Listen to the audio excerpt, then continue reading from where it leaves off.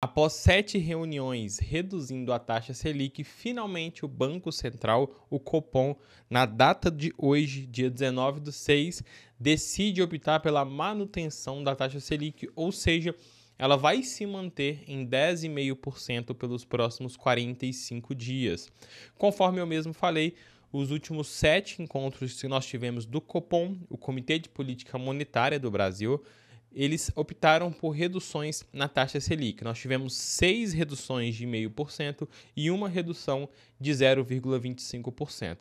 Se a gente for observar, nós em 2023, nós ficou na verdade 2 de agosto de 2022 a 21 de junho de 2023 com taxa Selic a 13,75% ao ano. Como a taxa Selic ela ficou um período muito alto, consequentemente a inflação ela foi controlada e justamente por isso, após ali um período de pressão da taxa Selic para poder reduzir a alta demanda que vai causando a inflação, nós começamos a ter corte na taxa Selic desde 2023 até 2024. Chegamos em 2024 agora e temos a primeira manutenção da taxa Selic se mantendo em 10,5%. Bom, nesse vídeo eu quero explicar para vocês o que está impactando e o que está influenciando o Banco Central, o Copom, em manter a taxa Selic e não reduzir mais a taxa Selic como era esperado no final de 2023 e início de 2024. Nós tínhamos expectativas que a taxa Selic ela ia reduzir até 9% no fim do ano. E você pode observar agora que o cenário já mudou bastante, então a gente já não está tendo mais queda da taxa Selic. Há pouco tempo atrás o mercado, o boletim Focus ali, ele estimava queda na taxa Selic, mas o cenário como um todo mudou. Nós temos várias coisas impactando e pressionando os juros aqui no Brasil. Então, começando aqui da primeira situação que está impactando de fato o Brasil, o que está fazendo a taxa Selic não cair tanto quanto a gente imaginava que ia cair, é a incerteza que está ocorrendo aqui no Brasil, principalmente na questão fiscal. Se a gente for observar ali o setor público consolidado, teve um déficit primário ali em 2023 de 249 bilhões de reais. O déficit primário é basicamente receita menos despesas da União.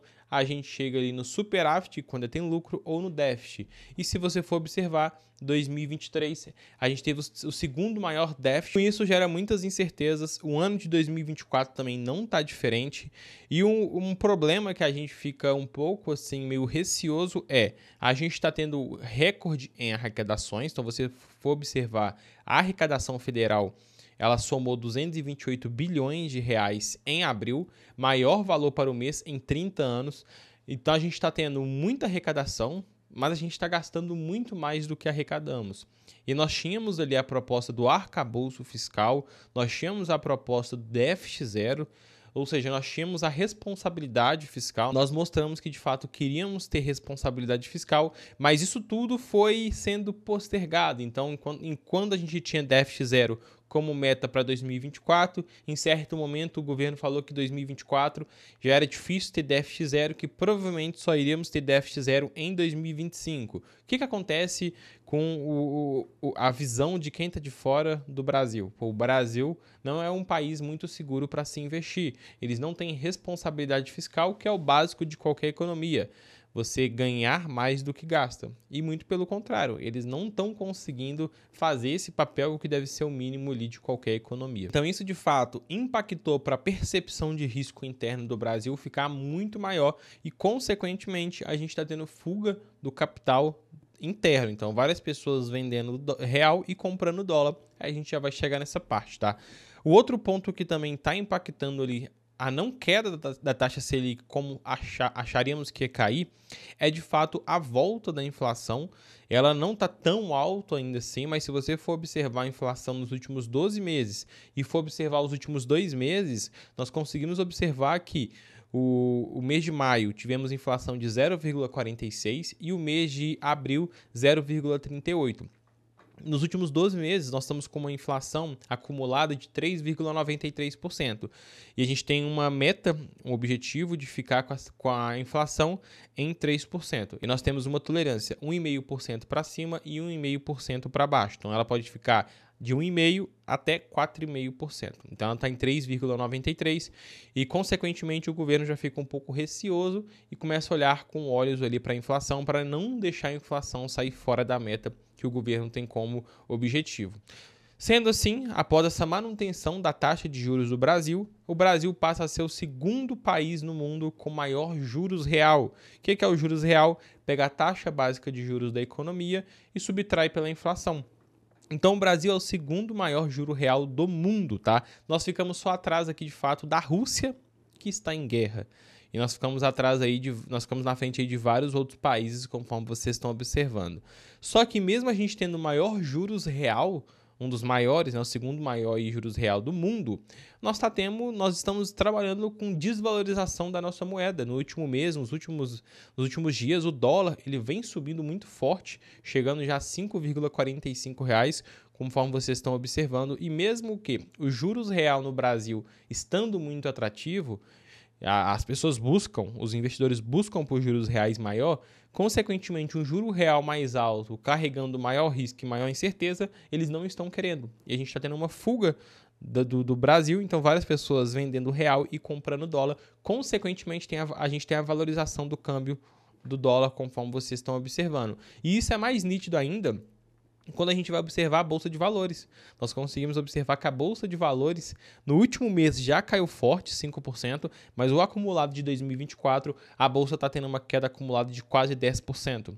Para vocês observarem que a gente está tendo uma fuga do capital, de fato, principalmente o capital estrangeiro, que é um capital muito importante aqui para a economia brasileira como um todo. Muitas pessoas vendendo bolsa, tirando dinheiro do Brasil e convertendo em real, que os juros lá fora também está muito alto, está uma média ali de 5,25% a 5,5%, o que também pressiona muito, né? Acaba que o Brasil não pode abaixar muito os juros, porque se os juros americanos estão altos e o Brasil abaixa muito os juros, aí sim que a gente vai ter muita fuga de capital do Brasil para fora. Porque pensa comigo, é muito melhor você ter um rendimento de 5,5% em dólar do que de 10%, 9% em real, uma moeda que é muito curta, é muito nova e tem uma desvalorização constante.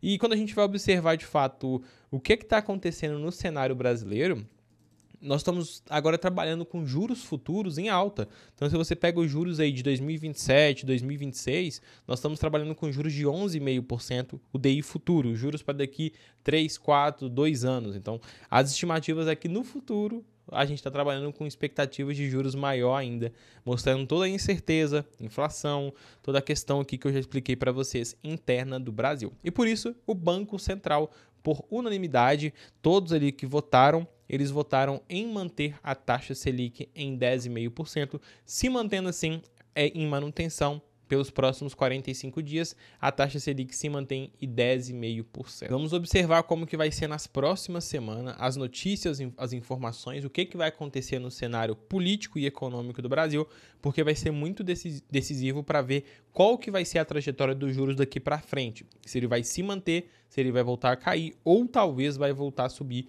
é o que está acontecendo nos juros futuros.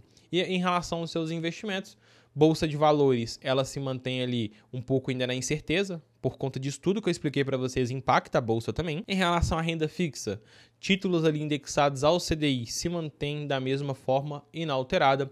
A parte de inflação, estamos tendo várias oportunidades ali em inflação, vários títulos interessantes, pagando inflação mais 6,5%, 7%, 7,5%, tá? Mas tudo muito ainda complicado daqui para frente. O risco Brasil, o risco percebido pelo Brasil aumentou e isso impactou aqui a economia como um todo, a política monetária, os investimentos e por aí vai, beleza? Espero que vocês tenham gostado do vídeo. Não esquece de deixar o like, se inscrever no canal. Tamo junto, eu te vejo no próximo vídeo.